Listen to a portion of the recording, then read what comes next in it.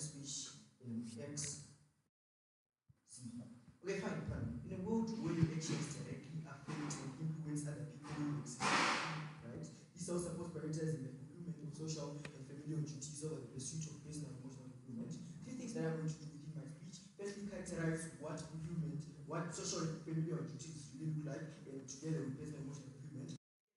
What the debate is about, and lastly, move on to constructive argumentation, right? We think number one, the nature of prioritizing is something that is important for us to understand, right? We think it doesn't necessarily mean that you have to absolutely pursue those familiar duties and social duties over your personal emotional fulfillment, right? It looks like you giving a larger portion of your attention to it, right? You don't necessarily neglect it, right? So to a certain extent, you're still going to give attention to fulfilling those personal emotional fulfillment, but then you just prioritize, you just give a larger portion of your attention to social and familial duties, right? So we're going to argumentation and maybe why that particularly is beneficial not only to the society so, but then to the individual, and then lastly to the most vulnerable individual within society, right? But then for the sake of clarity, you still get to pursue those personal and emotional fulfillment. On characterization number two, we think we have to really tell you what social and familial duties really look like. We think number one is there's a moral principle that is in existence supporting and backing up these duties, right? We think there's the moral principle of Ubuntu,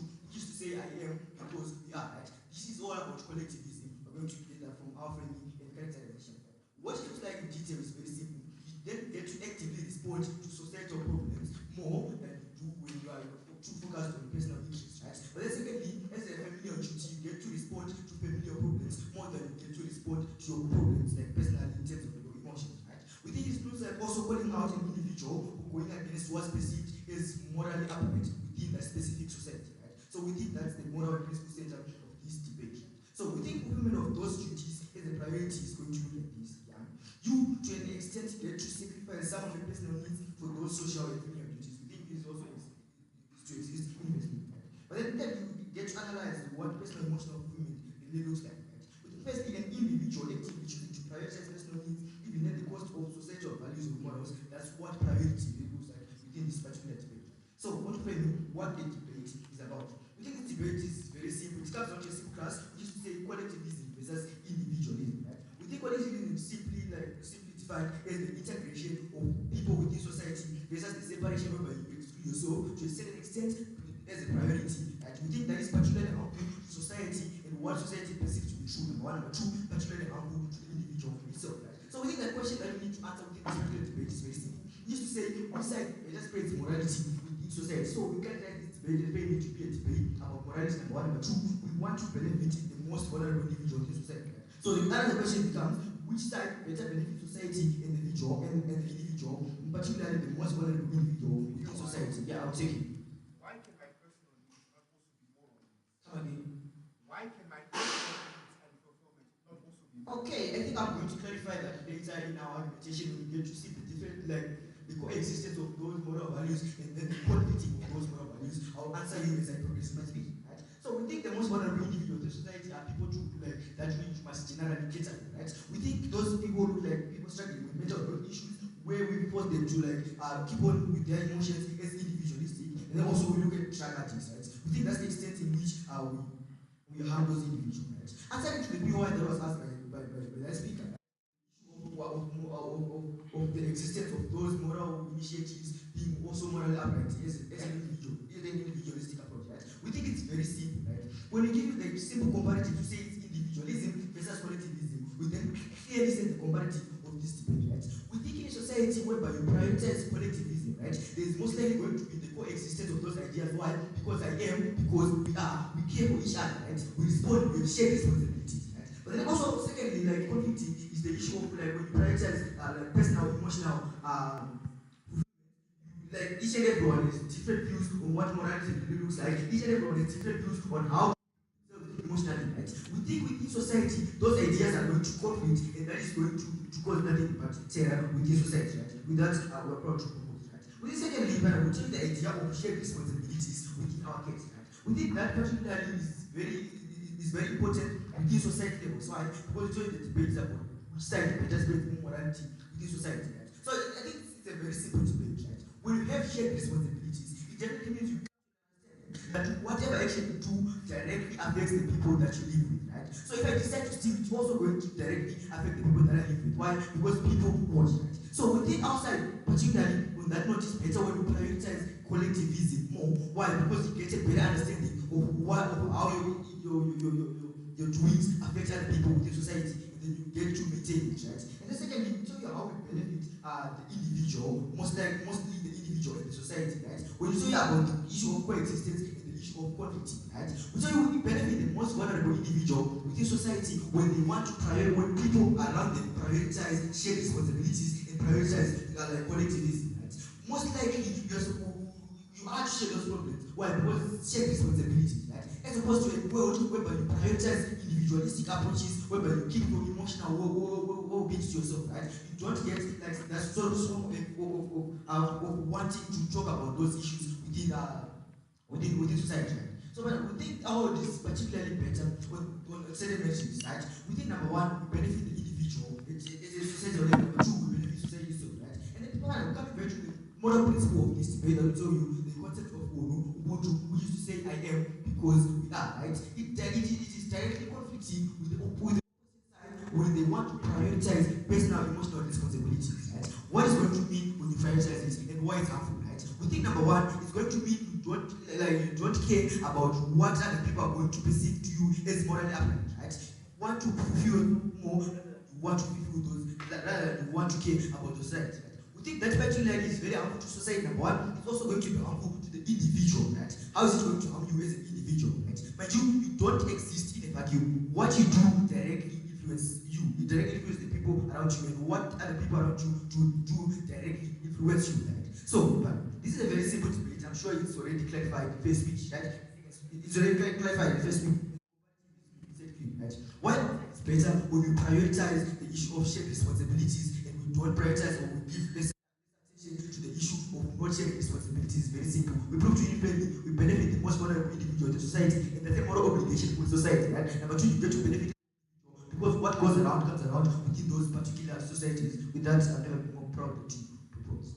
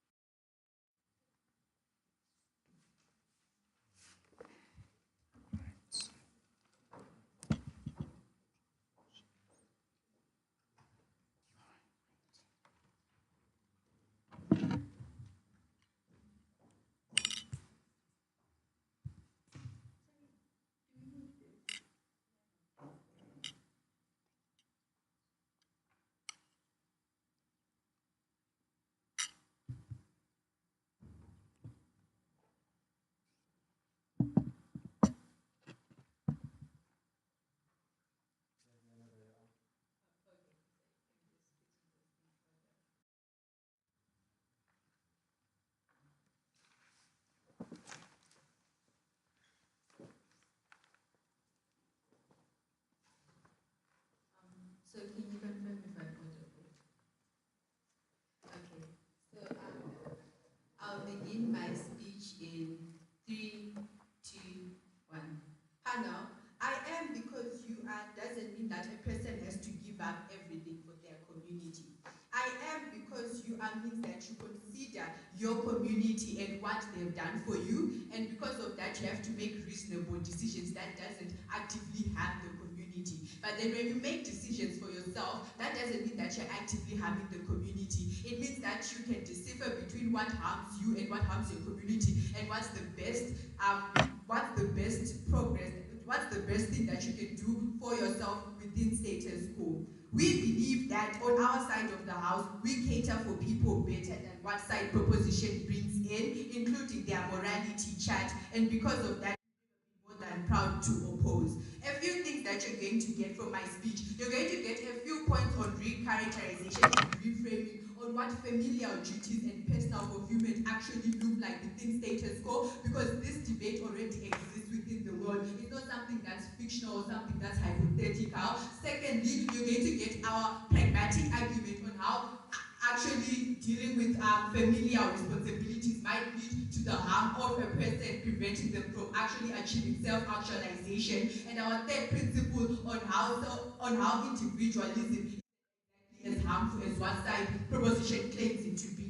Firstly, we have to look at what exactly the prioritization of needs of people or the prioritization of needs of the family actually looks like within status quo. That is to say that you care about others regardless of what you're prioritizing. It means that you're not necessarily being selfish, but then you know that these are my ones that are very important. I think one thing that is very important and contingent to this debate is to know that familial needs, familial responsibilities, and your own personalized fulfillment can actually coexist within the same thing. That is to say, both your family and you want to pass. That means that you do care about your grades and whatnot. That is to say, both of you care about succeeding. But then when this debate actually talks about situations where you actually have opposing views that are actually serious, like let's say for example, when you put your family first, this looks like you're not doing your homework because, oh wait, I have to have first and help them with their homework instead of doing your own homework. Because when it doesn't coexist, that's when you're forced to choose between your own personal fulfillment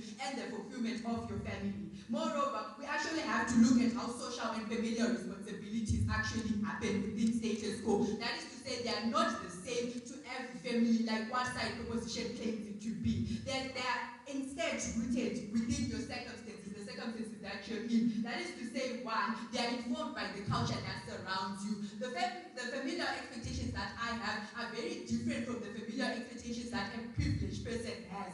My situation might be, well, I'm coming from a poor background. My family expects me to marry someone so that we can actually advance the status and whatnot. These are actually different from a privileged person who maybe their best expectations from their families, what they require for them to do is to actually pass and do, etc. Moreover, the second point is that they are made from positions of privilege. That is to say, circumstances that people face within status quo are different are different as compared to each other because they are based on how much money you have. If you're a black person, you have different familial circumstances and therefore you have different familial responsibilities that you have to do for your family. So we don't believe that them saying that, oh wait, morality will be achieved because of this is inherently true. Because if my family doesn't really care about morality because of the situation that we're in, if they tell me to lie so that I can get something, if they tell me to cheat so that I can win something, it means that I'll actually do it. So on the chart of morality, we don't believe that this is contingent because it's based on the family that you come from. Now, before I continue, I'll take the POI. 3, 2, 1. Okay, so that they don't have anything to say. This then leads us to our pragmatic. This then leads us to how familial duties actually harm a person. That is to say, because of the fact that they are rooted within your circumstances, they make you create self-sacrifice. That is to say, in order for my family to benefit, I end up doing things that could actively harm me so that they can benefit, which we don't believe is inherently a good thing. Secondly, we notice that this actually starts the idea of individualism. That is to say, you end up not doing things for yourself, but then you end up doing things for other people. When this harms your own identity as a person, if I'm a gay person and my family does not approve of that, it means that my own individualism as a person is actually being attacked and my own identity isn't contingent within my own life. Thirdly, we have to notice that this makes you more willing to actually run away from situations that are dire so that you choose peace. Because when you're conditioned to believe that everything is about the people around me and nothing is about me, you end up sacrificing your own needs so that you can seem as a peaceful person. That is to say, this then social interactions with even your friends. When they want to go to a party and you don't want to go to a party, you're conditioned not care about yourself. So that means that you inadvertently actually have to follow the trend so that you can society, because the familial duties that people have are more contingent on society. This then leads us to our pragmatic argument on how this actually harms the person and prevents them from achieving self-actualization. In a situation where you find yourself prioritizing your familial duties, you don't put yourself first because one, you're forced to care about the people around you. You're supposed to care about your parents' opinions. That means to say that even different opinion, it doesn't matter because they are the ones who you duties to. Secondly, you don't do anything for yourself, even when it contradicts contradict what your family wants. That is to say that when your family wants you to do something and it contradicts with your own beliefs, you won't even be able to air it out because you believe that you have a duty to your parents, to your family, to your uncles and whatnot. Thirdly, we also have to consider that doing everything for your family is similar to doing everything for the society. And we know that sometimes the society doesn't have the best values for a person, because even like for poor people, for example, the society is designed to keep the poor. So that means that your family will have beliefs that aren't designed to help you as a person. Consequently, you end up not putting yourself first. If your family are in favor of you receiving lesser education, in favor of your siblings maybe going to a university that's more expensive because they can't afford it, you will sacrifice yourself because it's going against what your family wants, and because of that, your needs and your family's needs can't coexist, and because of that, you end up sacrificing yourself. So one, you do it regardless of how it makes you feel. Two, you do it regardless of how it actually burdens you as a person or doesn't help you reach your own self-actualization as a person. The impact of this is to say that when you do things for other people, in a situation where you can't even do things for your own self, you end up sacrificing yourself and sacrificing your own future. You won't get the education that you need. You get married to someone who you don't even know, who you don't even care about because of your familial circumstances, and because of that, you actually ruin your own future as a person, which isn't principally just, because everyone deserves to reach a place of self-actualization within their lives. We're saying that when a person doesn't do things that help them self-actualize, they become bitter, they become resentful, they live a life where they have depression. You can even get married to someone who's abusive just because of your family, and you wouldn't want to oppose them. And because of that, we don't believe that this is justified. Individualism does matter, and it matters when it helps you. Because on our side of the house, we're saying that yes, your familial duties and your own aspirations and fulfillments can can coexist together. But then when they this is when this debate becomes contingent, and because of that, we've never been more than proud to oppose. Thank you.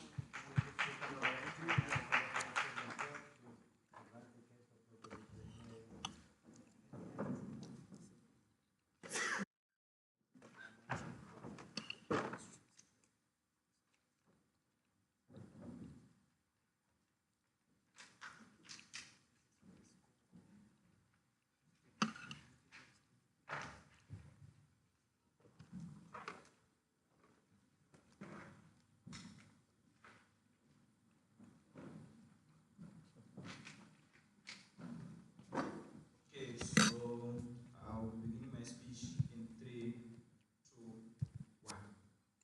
There's three things that I'm going to do in this speech. Firstly, a quick rundown on collectivism versus individualism. Then second, the pragmatic benefits that we get from that collectivism. Then the problems that are likely going to exist when you adopt an individualistic approach. Then lastly, I'm going to end this debate with a comparative way and overall show you why our own is better. Then panel quickly into responses.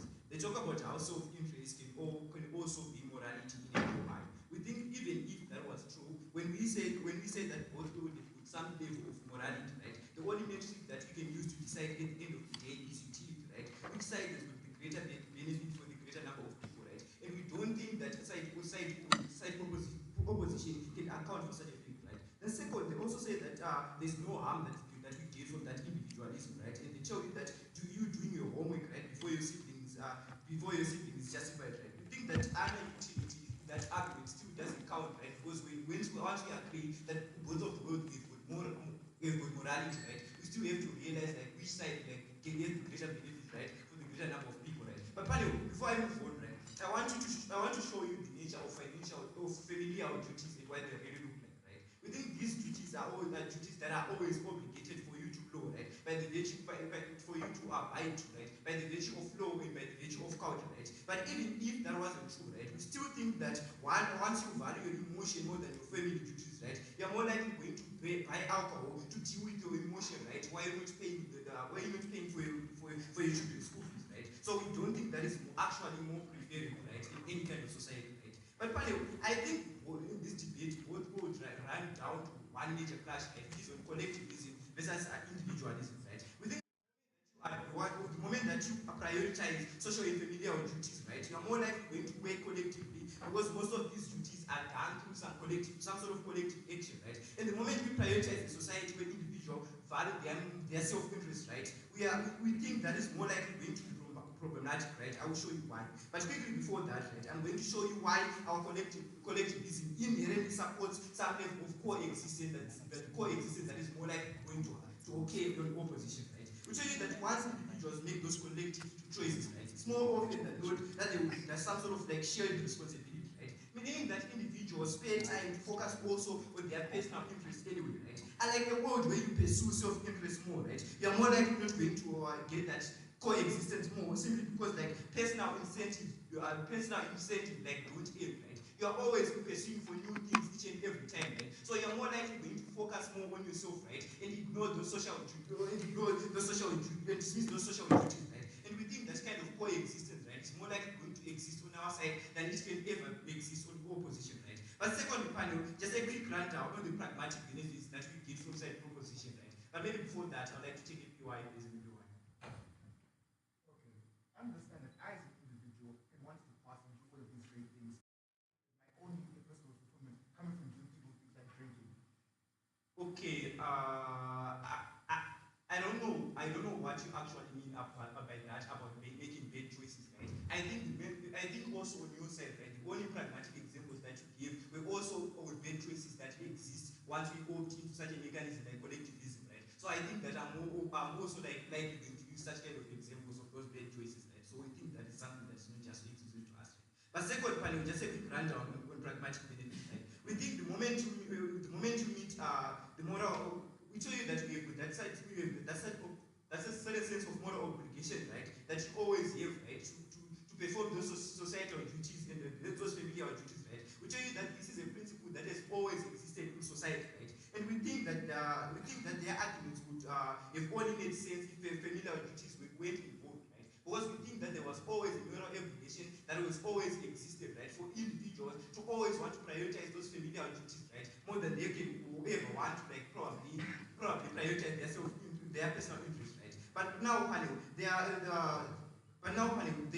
think that obligations still stand because responsibility always overcomes personal interest that you give, right? We still think that in the society where we live, right, we still think that those responsibilities that we are often entitled to are still going to get the upper hand more than our self-interest, right? But panel, I think it was funny when they talk about how your family is going to make you make bad decisions, right? And they gave a plethora of examples like early marriages, right? But we think that is not only exclusive to us, right? But it's got greater impacts on their side, right? I'm going to show you why this is true, right? I tell you that it's more likely than not that you're more likely going to make bad decisions on your own, right? Than you could ever make collectively, right? Because we think that once you probably buy collectivism, right, you're more likely going to make those decisions collectively, right? And like on your side, right, we think that when you make those wrong decisions, right, you're more likely not going to get that individual who corrects you, right? But on our world, right, you get that individual, you get that collectivism, right? It's more likely that we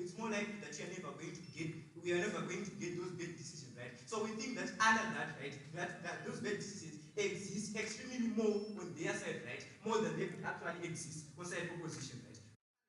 Comparative analysis of both worlds, right? I think that on side proposition, right, we bring you a world, right, whereby we've got this kind of collectivism, right? And we've managed to show you how that coexistence is more likely going to happen on our side, right? Because we've already shown you that whenever they share responsibility, right, meaning that you get more time to pay for your personal interest, right? Unlike on their world, right, we tell you that the cycle of personal interest is something that will never end, right? It is always a cycle that will continue to exist, right? So you are more likely going to focus on those self-interests and dismiss those social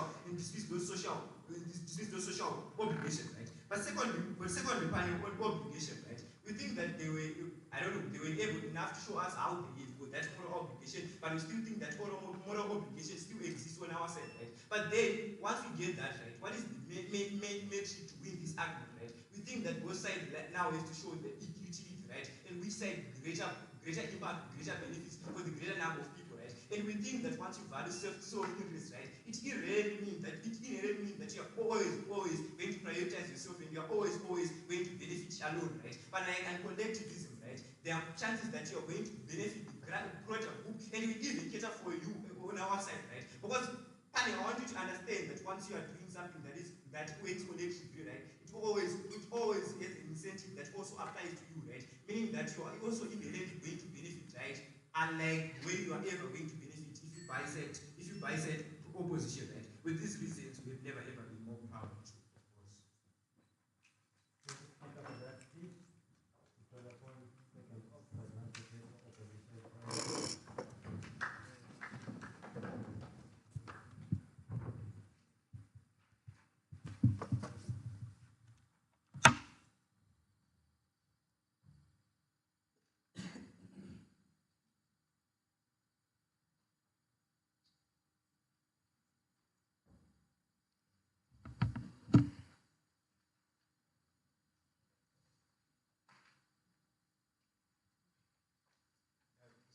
that I won't go if I speak like this.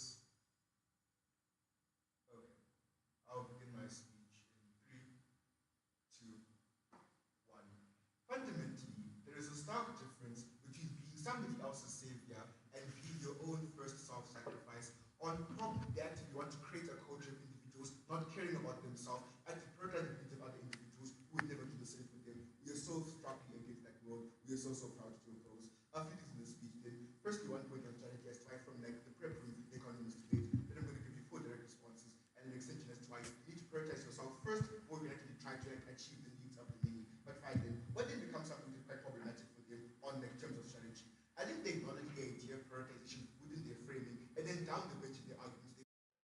When we talk about this level of decision-making calculus with actually as individuals that making actively bad decisions, if you also Zoe tells you, oh, one, we're talking about this, not a debate about, oh, I'm going to suddenly stop caring about other people. No, it's not about, oh, I'm going to suddenly start only caring about myself. It's an idea about when there needs to be a trade-off, when I have to choose between actively prioritizing myself or prioritizing somebody else, and there is a very stark trade-off, I'm going to make a choice for myself, and what Zoe tells you about the homework example. I think it's very, very disingenuous to talk about ideas, just for example, like not paying the kids' school fees because they want to drink quite a bit more. And then probably the economy like really like vital sphere where it's like particularly uncomparative. I think most of these people still have some level of rationality. We still care about people around us, but when there's a very big difference between like that level of benefit and that level of harm, we're going to choose ourselves. Finally, a few direct responses here.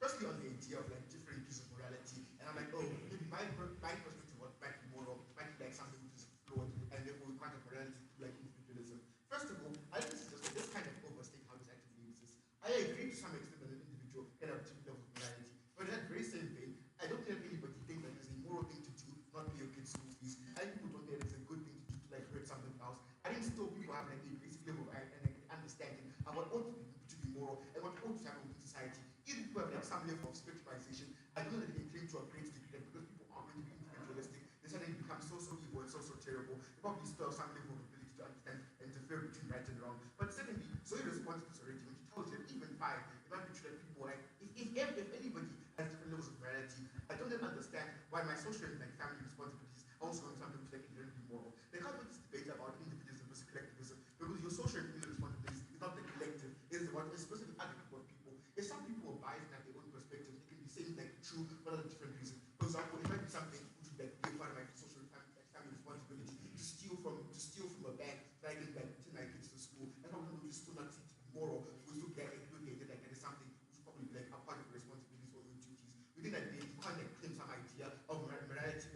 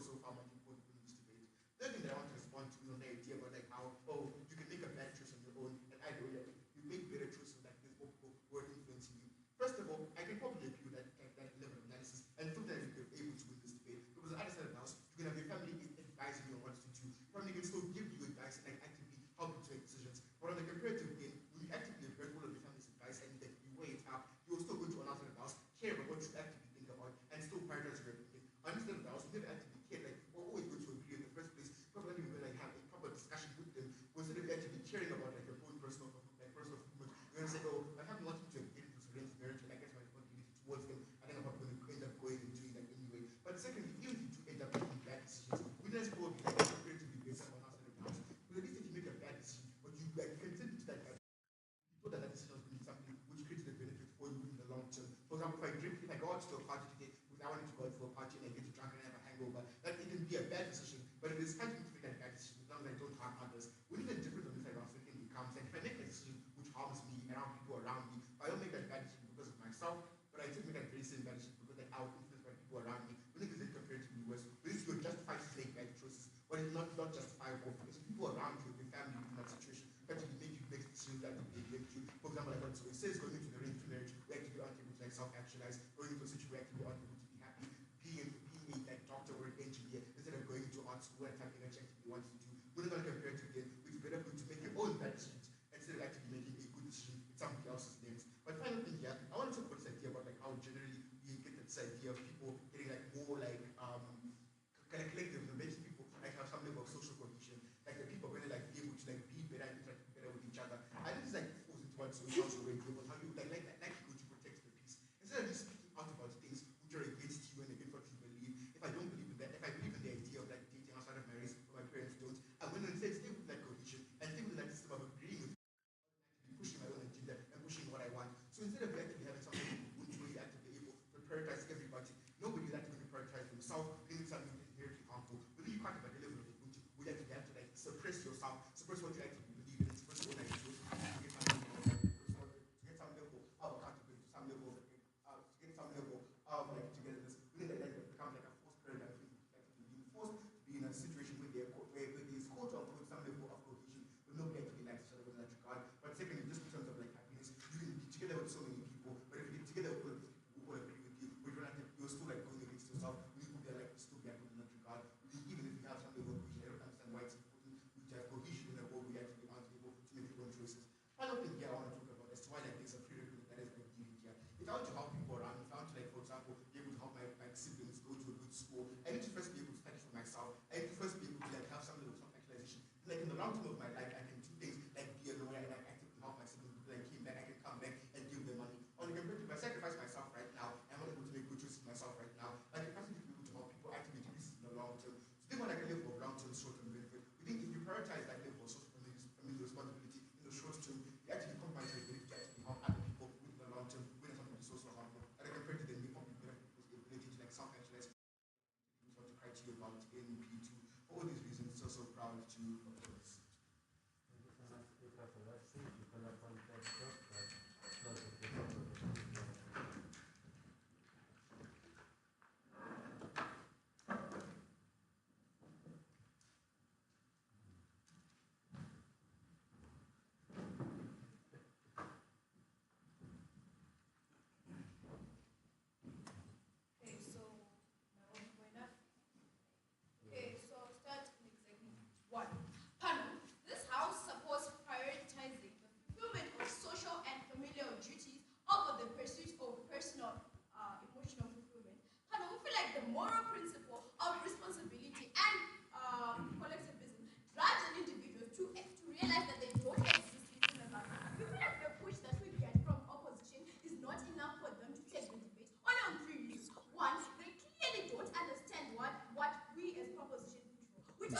Whatever you do as an individual, it affects the community at large. Because you don't exist in a spectrum, I feel like that's enough justification to show you that whatever arguments that were raised from this side from the beginning of their speeches is not enough in any way whatsoever for them to take this debate. Secondly, we try that the push from opposition again is not enough when they talk about the certain narratives that exist in society. We feel like individuals don't necessarily get the chance to like define morality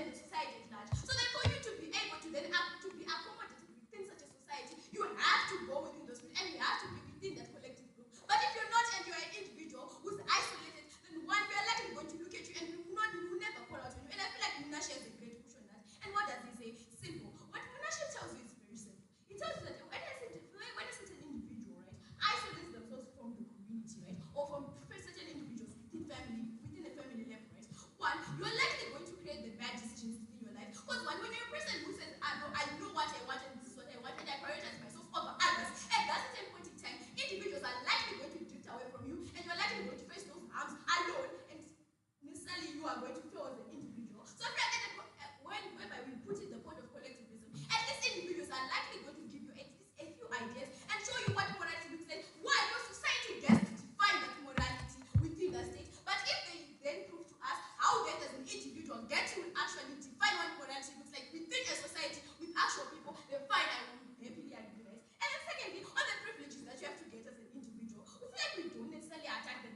privileges you get as an individual. Because once you exist within that certain spectrum of human beings, right, you don't necessarily have to cut off your privileges. But what you have to do is very simple. As an individual, you have to realize when your siblings have to be helped with homework, they have to. The same way your parents helped you with homework, and the same way you're now a genius. So then now, when you grow up to be a better individual within society, you'll be able to sacrifice. Because as a parent, we all know parents have to like sacrifice some things for the sake of their children. So then it starts at that certain point in that certain familiar, at a certain point of family, right? So I feel like that's enough justification, not taking justification again to show you that an individual, whatever you do as an individual, it affects the people around you and you don't exist in a vacuum. So I believe that I'll take that PR.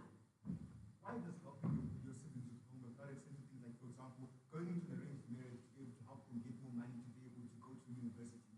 The problem with that logic of that argument is very funny, Kano. What it tells me is that there's no reason why you as an individual, you're not being forced here. What you just asked is that take part within those activities that happen within a family. Don't isolate yourself. Why? Because you are also a human being and you exist within a certain scenario, right? But then if you're an individual who then has to isolate themselves, then yes, you are likely going to face those early marriages. Why? Because the ideas are within you and you don't even get to consult others and you don't even know what's right and what's wrong. So at that certain point in time, right, that's very strategic approach, right? And another push that we get, right, is on a point where the harms whereby opposition fails to realize the harms within that side.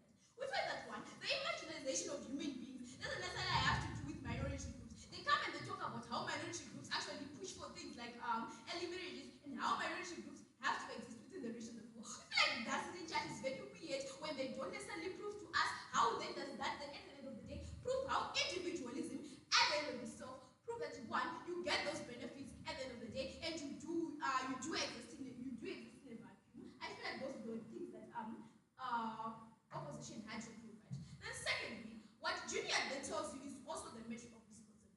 On the metric of responsibility. They tell you that one, within a certain scenario whereby you exist within a family, right, you don't have to necessarily give up your dreams. We never said if you help your siblings with homework, you don't have time to do your own homework. I feel like that analysis again is faulty. Secondly, when we tell you that one, these ideas are profitable within a certain society, and these are the ideas that we expect from a certain individual, and you don't have to be corrupted within the mind of saying that no, once I have to be within a certain event or just have to attend a communal event, then I have to forget my privileges. We feel like that ideology of that idealism that we get from opposition again is faulty as it is, but we still don't get at what point in time does individualism benefit you at the end of the day, but we only see the existing harm, but we see that one, that isolation that will then leave you to then commit those harms within society, right? And then secondly, if opposition is enough justification, they can just give me a pure iron correction, but if they don't, then fine, 1, 2, 3. Okay, fine, I don't get any pure eye. And secondly, the incentive that drives a person is much more better on our side, and it's not exclusive. Let me just prove it in 3 points. Firstly, I tell you that once you realize that your neighbor is not feeling well, and then you have an incentive to then go, because you are in a collective group, right? You are likely going to have an incentive to ask, what's happening? Are you okay? And then that same neighbor neighbor is likely going to come to you and then is going to ask, and now at the end of the day, we reduce the number of drug addicts. I feel like on this side, we have more harms, like people like drug addicts. Why? Because people who are like that, people who prioritize individualism the most, and people who get drunk, like what he said, we all know how a drunken person acts, people. We all know that when you're drunk, you don't even care what's happening, because one, your mind is taken by the alcohol you've drank. So obviously, you're going to affect certain individuals that are around you. But then if you get the time to then realize that collectively, what you do, what you say, and how you act is likely going to affect the people around you, then yes, you are likely going to get those benefits exclusive your own proposition. And I feel like those benefits I have not been touched on. They kept on saying who gets to define morality. And I believe that I just restated what Munashe said on telling you that the society gets to tell you what morality is. And I feel like on that morality principle panel, we deserve to take a win within this debate. And then also, I feel like Junior also clears out the point on shared responsibility. As we said again, back onto that point panel, I feel like there's not enough emphasis on that, right? We tell you that on that point of shared responsibility, it's not only about you as an individual, right? Realizing that one, whereby you exist within the problem, right? You don't have to necessarily, you don't have to necessarily forget about yourself. We never said change yourself for goodness sake. But what we said is just look at the individuals that are around you. Then what do they look at you as? Do they justify you as a human being who has morality, or a human being who has no morality at all? And I feel like that affects you overall as an individual. Imagine that stigma panel of being called the outcast of that community. We feel like at that point again, it's enough justification to show you that whatever Junior and Munashe tells you is enough again justification to that within a society we have shared responsibilities and everyone has to take part, but you don't have to take, or those responsibilities are not going to take away your social privileges as a human, your emotional privileges as a human being, but you just have to take part because you realize that again, you don't exist in a vacuum, but you exist in a spectrum with individuals that look at you and expect you to then outshine those moralities that come within from that certain society. So part of the comparison of it all, what we tell you is proposition is a side where there are more moral principles, whereby we avoid those harms that exist within opposition, harms like drug abuse, harms that way no individual is likely going to help you. Why? Because you only care about yourself. I feel like that's the whole definition of opposition, and that's what we get from their side, right? And they still don't tell us what individualism gives us and why is it perfect as it is, right? So I feel like that's enough justification to show you that proposition takes the win on this debate. Thank you.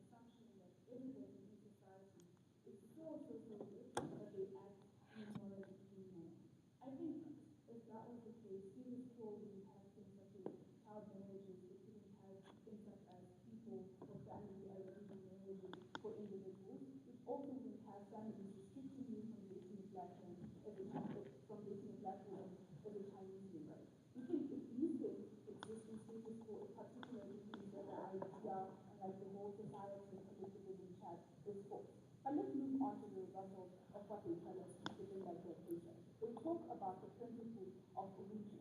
I think here, Ubuntu was never evident for society to silence.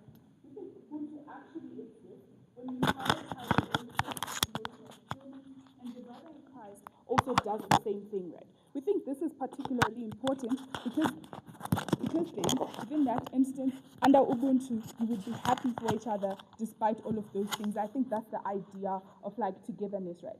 But I also think they don't have that on proposition because they would need the conditions that opposition provides to be able to access those things. We think Ubuntu was never about suppression in the first place. Moving on to their second idea on the most vulnerable individuals. They tell you that these individuals are people with mental health issues. I don't think this is particularly true, but we do think that those individuals would be part of the individuals that are particularly vulnerable. We think then vulnerable individuals include individuals whose voice was never heard in societies and in families. This would probably mean things such as marginalized individuals. We also think these are individuals who are always suppressed because their elders said you're supposed to get married to origin from the opposite house, right? We think within these instances, opposition is able to give those individuals a voice, particularly because they have to prioritize the pursuit of their personal, emotional fulfillment, right? Within those instances, it means that the people with like mental health issues talk about their issues under the metrics that they give us on what individualism looks like, right? Their idea on how it looks like keeping your emotions to yourself, right? I think how we best cater for those individuals is that under our side of the house, they can then talk about these issues and they can get help because they would experience some sort of emotional fulfillment from talking about their issues because they don't want them to keep plaguing them, right? We think within those instances, we already show you how we're able to win this debate. But onto the chat on like shared responsibilities. The analysis here is what you do affects the people that you live with, and this is where their argument on moral obligation comes from, right? We think this is true. We also do have some sort of moral obligation under our side of the house because of the fact that this is emotion about prioritizing, right? But also, given their case, it is unclear why when we collectively plant a tree, we are suddenly moral, and we think they needed to prove those sort of things. We think when we prioritize personal, emotional fulfillment, duties still exist in that world. I think I can get personal, emotional fulfillment from collectively planting a tree if I am pro-environment and we think it's more meaningful within those instances. This also means that their chat on like moral obligation, they needed to prove why these individuals are likely going to be individuals who have always wanted to do bad things in society, right? I don't think that they're able to prove those things and they've already been called out. But onto their chat on like individualism. We think they undersell this idea. This is because individualism looks like putting yourself first and the personal emotional fulfillment that you would have within those instances. This looks like if you're an individual that would feel some sort of personal emotional fulfillment from helping your family, you would still do those sort of things. I don't think that they've been able to prove that you wouldn't be able to still get like these sort of things and these duties wouldn't be fulfilled within those instances. But I also think it looks like buying yourself a warm cardigan in winter when you could have bought popcorn for the rest of the family to enjoy at the movies. This means that you are able to prioritize yourself when you need it the most. This is particularly because of the issues that we find in status quo, issues such as other individuals having like arranged marriages within those instances. We think those individuals having a voice is something which is particularly important. On collectivism under their side of the house, we think it actually looks like sacrificing yourself for the sake of other individuals and not getting any personal emotional fulfillment from those sort of things. Like this particularly means that that individual is eventually going to feel weighed down, particularly because they have to keep on sacrificing themselves and no one is able to actually value them within those instances unless they're only able to fulfill the duties. I think then having such families and such societies in like their world is something which is very detrimental because I think that an individual is still supposed to have some sort of value, particularly because they're a person and they're a human being. They do not need to fulfill some sort of duties for them to be able to be recognized as part of a family, to be able to be recognized as a filial son, right? We think then, when they talk about the idea of how society defines morality and these sort of things, I think society could also very well be a racist society, a racist community within those instances. They needed to prove why society can't be bad under their side of the house. I think here, we've already proved to you how society can have both. It can have good people and it can have bad people. We think at the end of the day, individuals, under like the metric that they talk about, the utility that comes from them, right? When they talk about how the side that wins is the one that like benefits the majority of individuals. I think here, because the individuals that we benefit are like on a personal scale, it particularly means that the fact that everybody has always wanted to do what they've wanted, it means that we're going to keep everybody happy under our side of the house. If that is the extent of their case, we already win this debate, right? But also onto their chat on like isolation and these sort of things. I think they needed to prove why individuals would particularly isolate themselves if society was such a good thing and it would provide them with like the comfort of existing in a community and belonging within those instances. I think they needed to tell us why individuals would even isolate themselves in the first place. The reason why individuals would isolate themselves is particularly because of the framing that we give you on the outside of the house. When we tell you that there are inequalities that exist in status quo, when we tell you about the idea that you're not allowed to have an interracial relationship, particularly because your family does not want you to be in an interracial relationship and it hates black people within those sort of instances. This looks like individuals that are forced to be in arranged marriages only agreeing to those arranged marriages because they want to maintain peace, because they feel like their decision is going to keep the family together and it's going to keep society together. We think those sort of sacrifices are things that are not justified on the outside of the house, right?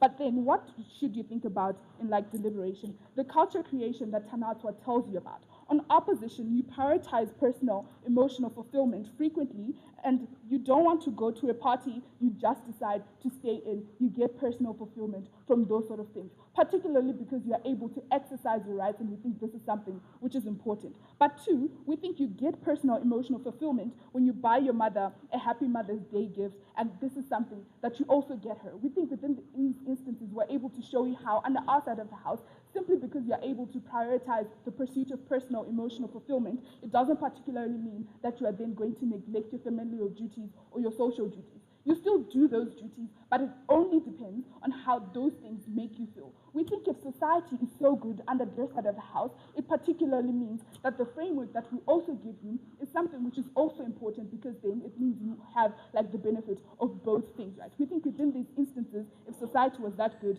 you wouldn't face those sort of things. We're very proud.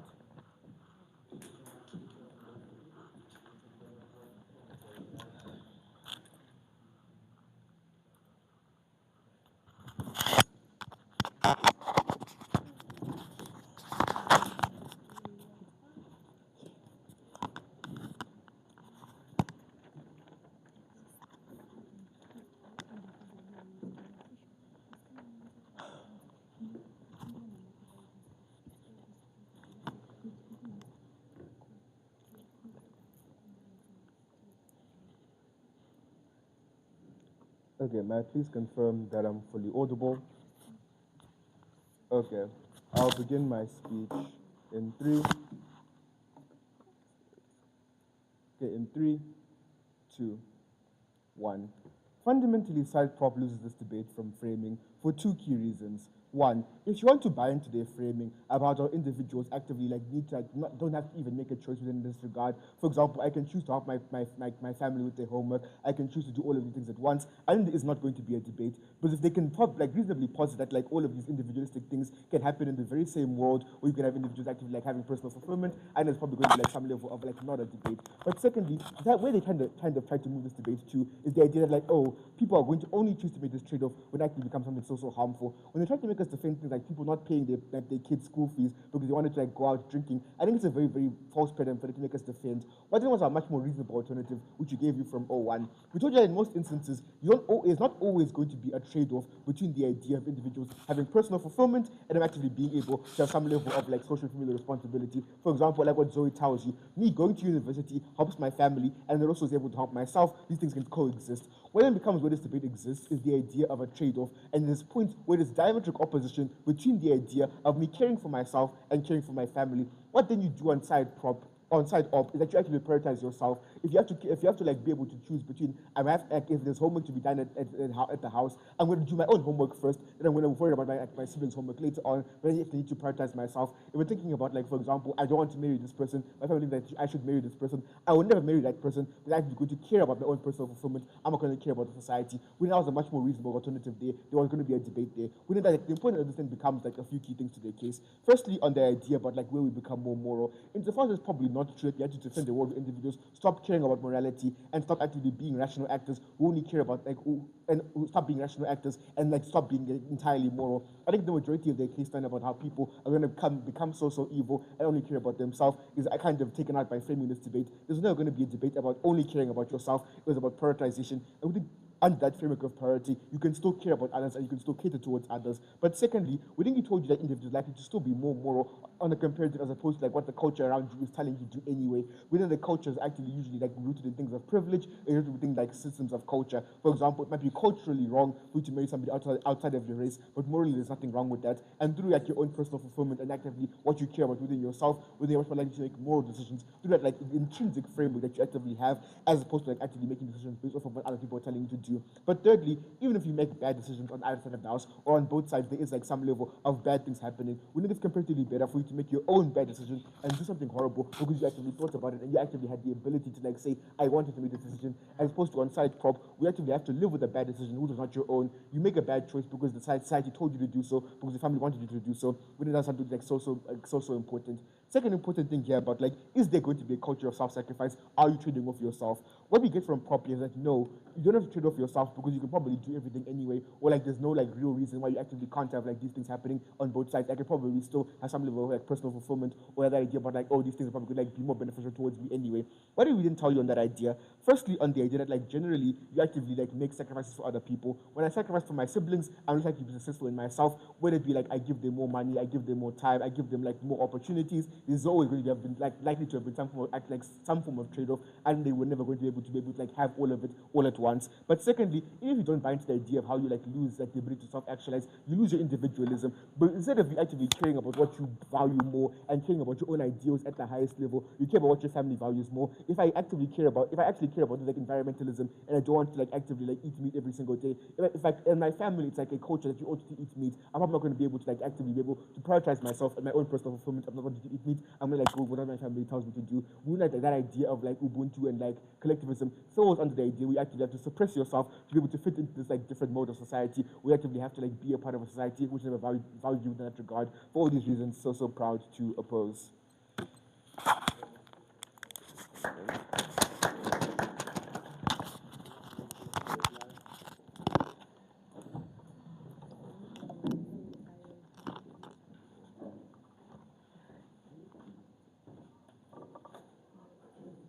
All right. So before I start my speech, I just want to make a few shout-outs. So shout-outs to our patrons, Memchi Ali and Mr. Gumbo. Shout-outs to our coaches, Say Michael and Say Paul. And shout-out to the team members, Bethel and Munashe. With that being said, I'll start my speech in X, Y, Z. Okay, fine, panel. What to tell opposition is the idea that if you ought to prioritize yourself as a parent, you want to drink yourself out to ease your emotional state of mind, right? The only thing that we get as a response is the idea that some levels of morality and rationality are in existence, right? So what we've managed to prove as a proposition is those levels of morality are what defines prioritizing like the society and familial responsibilities. With that being said, we are proud to propose, right? So what we get again from said opposition is the idea of bad decisions, how you are most likely going to make bad decisions just because you are getting some sort of influence from society, right? We think they sufficiently lose out on that idea in of itself. Why? Because we think proposition is managed to prove how you act is most likely going to be influenced by the people around you, right? And how society defines and determines what morality really looks like, right? So on that proposition, the probability of you getting married at a tender age is very low. Why? Because there's the society that cares about you, and you also care about the society. You also care about what they say about you, right? We don't get a response on that, right? But then secondly, there is that you are not doing your homework, helping your siblings. We think it goes either ways, right? And your siblings not doing your homework whilst helping you, right? It's still one and the same thing. They don't sufficiently prove exclusivity, right? What we give you a proposition and why is debate winning is very simple. Number one, we tell you the concept of Ubuntu, right? We think that's very fundamentally important within this particular debate because we have managed to prove first speech, second speech, third speech, now echoing in reply. That is something that is a moral obligation that has always existed, right? We think the idea of the levels of rationality that a parent would want to like maximize the happiness of the kid before maximizing the happiness of yourself as a parent is that moral obligation that is inherently inexistent, right? So we want to support something that is always existed as a moral obligation, right? So we win on that, right? But then secondly, we win on the idea of how they benefit the individual of the society, right? So to a certain extent, we think said opposition ran a net negative case whereby they just focus on how individuals, on how you are influenced with bad decisions, right? They don't sufficiently prove how on the side of the bench they benefit the individual exclusively, right? We think on side opposition, they really do a good job in giving layers of analysis on how they're going to benefit the society. Number one is the collective, and then number two, how they benefit the most vulnerable individual within society, they claim. And number three, how they benefit that just ordinary individual within society, right? We think that was debate winning for side proposition one, because mainly number one, because of shared responsibilities, you want to cater for someone and someone wants to cater for you, right? We think that chat exists exclusively on our side of the bench, that's why it's debate winning, right? On opposing side, we still don't get a clear response on how like the individualistic approach is going to cater for such responsibilities, or is going to cater for just shared responsibilities that facilitate me catering for you and you catering for me, right? On that note, we win this debate, right? But then particularly proposition they lose strategically this particular debate, mainly on the basis of the burden of proof, right? We think there is far much burden to prove to us rather than telling us that individualistic approach is best without giving us layers of analysis why it's better than the alternatives or why it's better than what we propose, right? The only idea that you get on the side of the bench is the idea that you want to self-actualize, right? We think self-actualization in of itself is not an idea that they prove exclusivity, but then I notice we do a very good job in first speech, second speech, third speech, now echoing in reply, that self-actualization is something that is also going to exist on our side of the bench. Why? Because we want to help other people as a collective, and before helping other people, you want to self-actualize, right? But then you want to first prioritize them and then self-actualize later, right? So it's just a matter of priority. They don't really understand, confirm me, how we characterize priority and what it actually looks like, right? So now we'll give you three metrics under which we win this particular debate, right? Number one, we'll tell you the issue of spreading morality, how society is going to most likely spread morality under collective situations, right? But then secondly, we'll tell you the idea of how we benefit the individual and collectivity, right? But then in the collective, but then in the case that they do benefit a certain amount of people, monarchies people's utility, right? But then thirdly, we know the idea of the existence of order on our side of the bench. With that, I've never been more proud to propose.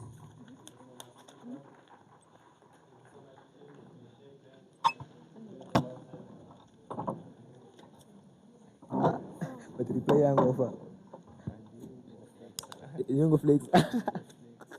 Flex. Oh, but a bit. But apanda ndakakula. Offer. Ndo sitwa nezvikukula kana